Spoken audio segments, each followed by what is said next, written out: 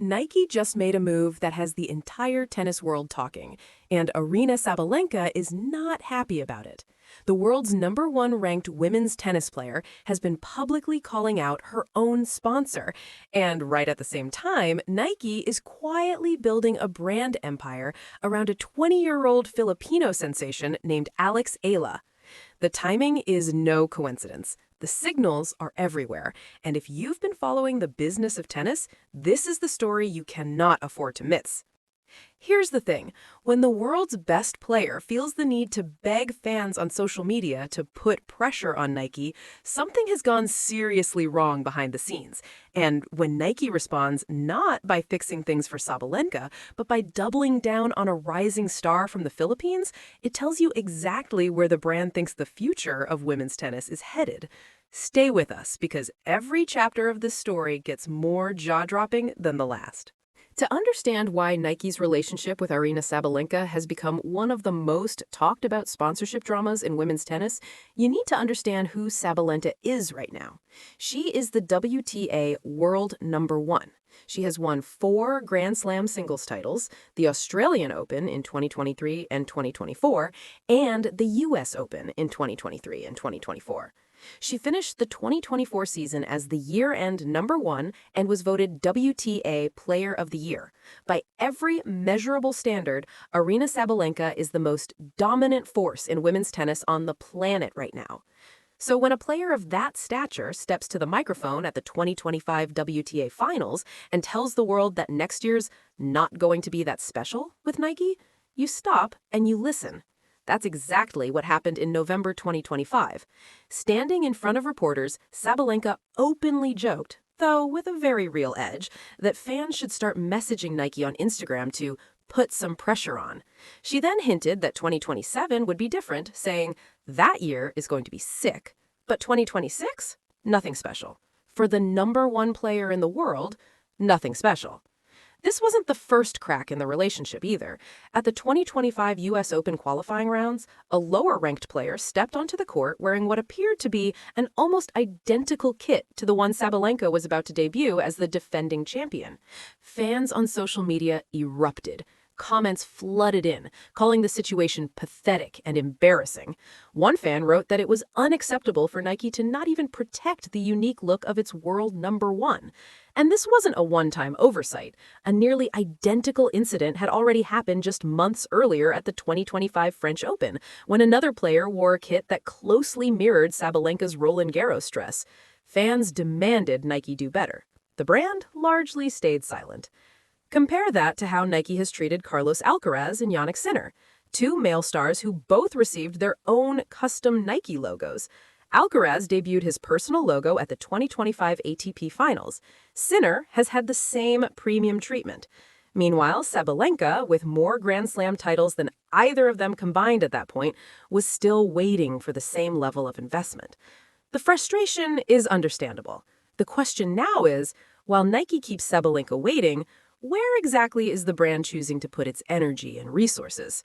And the answer to that question is going to completely change how you see this whole story. If you haven't been paying close attention to Alex Eala, you're already behind. Alexandra Eala was born in 2005 in Quezon City, Philippines. She started her endorsement journey at just 8 years old when Filipino telecommunications giant Globe Telecom signed her as a brand ambassador, a move that in hindsight looks like one of the shrewdest bets in Philippine sports history.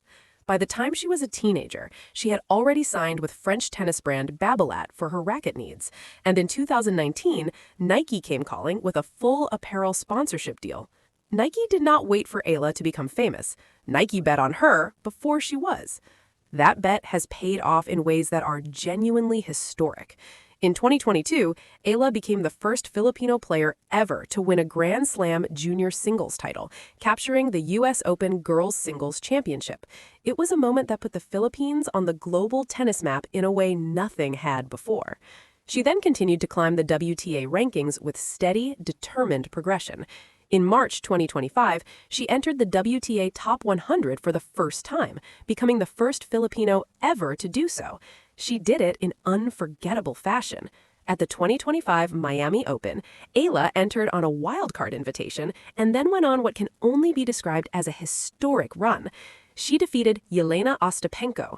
She then defeated Madison Keys. She then, in front of a stunned tennis world, defeated five-time Grand Slam champion Iga Swiatek in straight sets. She became the first wildcard in history to defeat three major champions in straight sets at a single WTA event. She reached the semifinals before losing to Jessica Pegula. The tennis world took notice. Nike certainly did. By the end of 2025, Eala was ranked inside the WTA top 50, finishing the year at number 50 in the world. She won her first WTA title at the Guadalajara 125 Open in September 2025. She represented the Philippines at the SEA Games in Thailand, winning gold in women's singles. At just 20 years old, she has defeated Swiatek, Keys, and Ostapenko, names that take most players a decade of professional tennis to just share a court with. Nike's investment in Eala is not just about tennis. It is about a market. The Philippines is one of the fastest-growing sports economies in Southeast Asia. It has a young, digitally connected population hungry for heroes. Eala is currently that country's biggest sports story.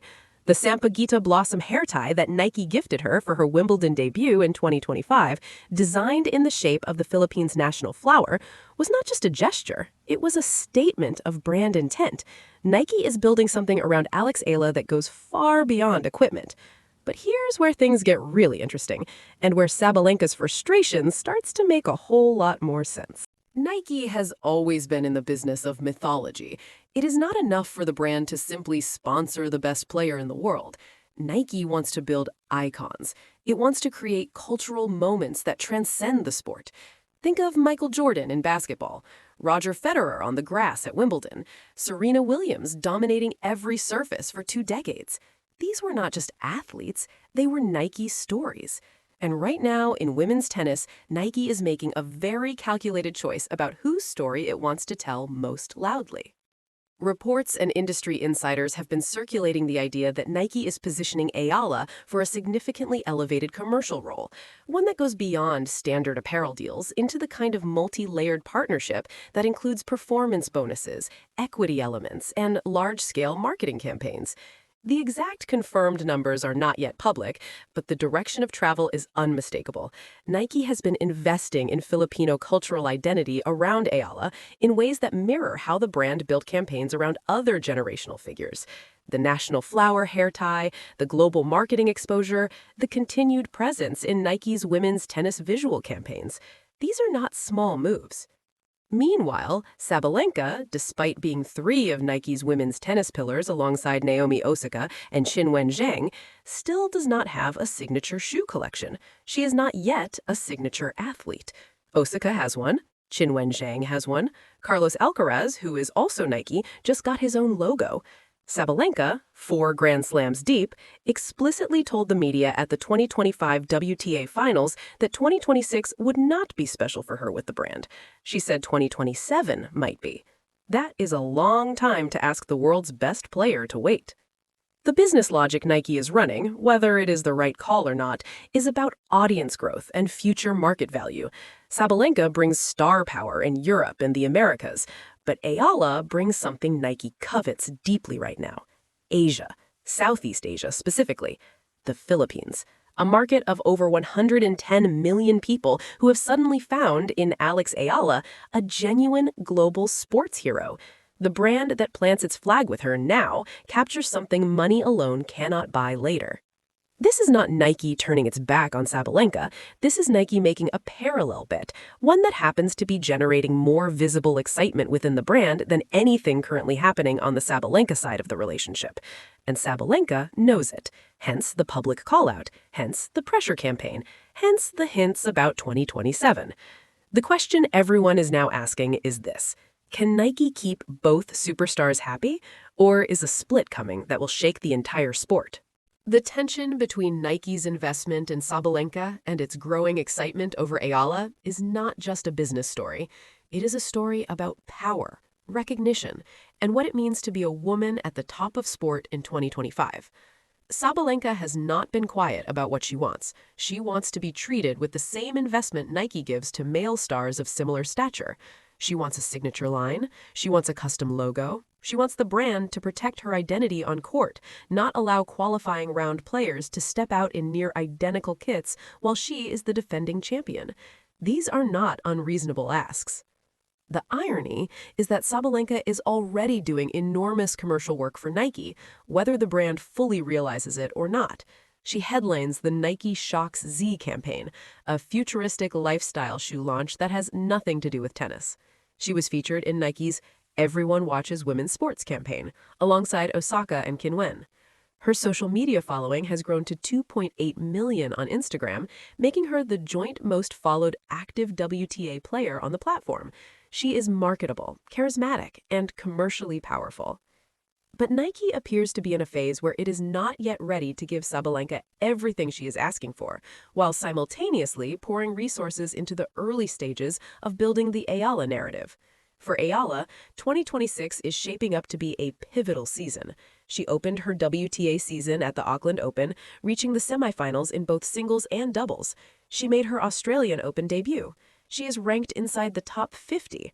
Every week her story gets bigger. Every week the commercial opportunity around her grows. For the Filipino tennis star, the Nike partnership is already more than just gear. Globe Telecom signed her at age 8. Babalak backed her as a junior. BPI brought her in for financial literacy campaigns. The Bank of the Philippine Islands, locally Juice.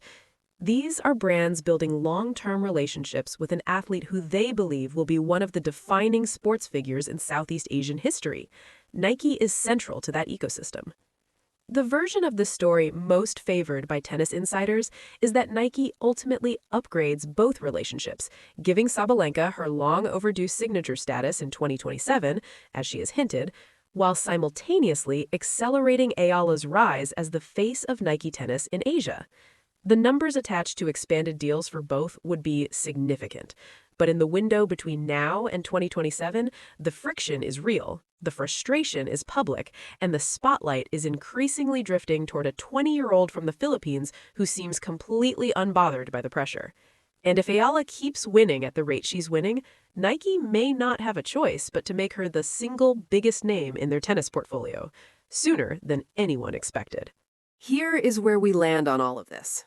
Aryna Sabalenka is the best women's tennis player on the planet right now.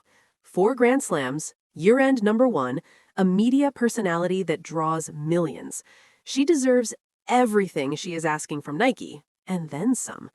The kit controversies at Roland Garros and the US Open were genuinely embarrassing for a brand of Nike's stature, and her public call-out at the WTA Finals was a moment of rare transparency from a superstar athlete about how she is being treated by her sponsor. At the same time, Alex Eala is one of the most exciting young athletes in the world.